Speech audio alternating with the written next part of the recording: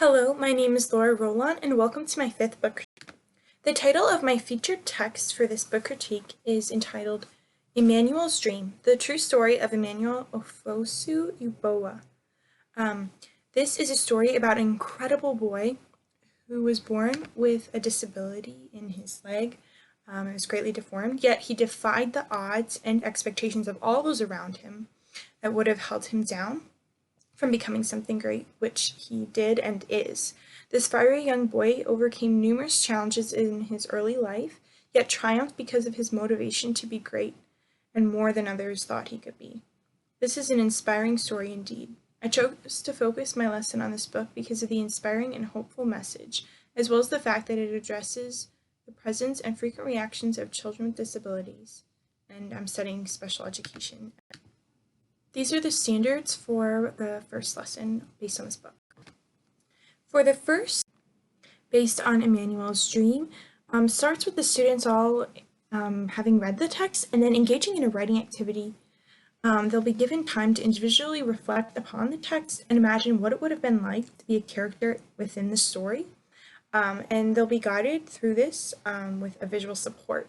Students will be able to then research the main character, his life, and different aspects of the country he's from, compiling what they find, as well as those personal experiences they reflected upon, and putting that all into an essay. Using technology, students will then creatively display what their essays encompass through some type of multimedia presentation.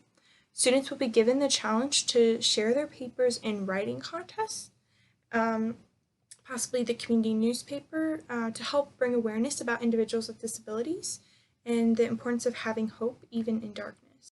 The technology for this first lesson will be Buncee. Here's an example of a graphic created on Buncee to help students be able to write a personal narrative, and this would be used by the students. They then would be able to use Buncee to create their multimedia presentation. Here's a quick look at Buncee and what you're able to design. You can see that they have a variety of different templates to help those using it get started without having to start from scratch. The second lesson, based on the featured text, will focus on geography standards, and here are a few from the state of Michigan. The procedure for this lesson will involve students utilizing the technology app of Google Earth to add to what their experience from the text. So they'll be able to go into this app and kind of map out and look at the country of Ghana and figure out where Emmanuel's trip might have taken him, what that could have looked like over the terrain. This activity will help students to recognize the great endeavor it is to embark on such a journey and to raise awareness, and even inspire them to want to take action to raise their own kind of awareness for either disabilities or some other cause, and they'll have an opportunity to do that as well. Here's a little bit of a look into what Google Earth looks like. You can create different projects, title them, and even map out different features. You can see here that I've mapped out on the map different areas, and you can continue to do that. You can drag and drop and adjust as you go. And there are just a lot of features in Google Earth that I haven't even tapped into all the way, but can be really useful for students to recognize just the incredible nature of what journey Emmanuel took within the book. The other fact that's really awesome is you can drag and drop a little person and be able to really see what the environment looks like, what the terrain is made up of, as you can see in this, which is awesome for students to be able to experience and recognize. And that was a look at Google Earth.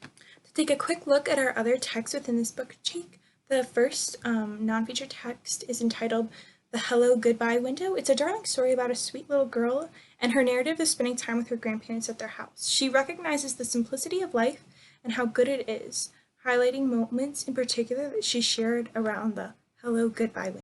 Mr. Penny's Racehorse is a Caldecott Medal Award winner. It's a comical tale about a farmer and his animals going to the country fair. In particular, his goat and rooster cause trouble to get them kicked out of the fair, but through the hilarious racing of the old limp horse on the tracks, the family is able to stay and enjoy the Ferris wheel after. The Wild Birthday Cake is a very descriptive tale of a young boy's adventures on a lovely summer day as he's in search for a gift for his dear friend, which turns into him bringing home a duck and then eventually giving it to his dear friend, the old professor, for his 75th birthday. May I Bring a Friend is a fun-loving poem and his many friends that joined him and the king and queen for various meals and celebrations. There is rhyming and there are beautiful illustrations accompanying the story. Lion is a curious story about a creation or original drawing of the lion in a very imaginative perspective. A foreman tries his hand at the drawing and creation of an animal again, and a king of creatures is eventually born.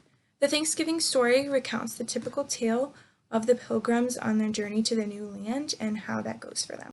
Journey is a stunning and creative wordless picture that is more elaborate than others that I've seen. It reflects the journey of a young girl who uses her imagination and eventually finds a friend after her travels throughout a fantasy kingdom within it.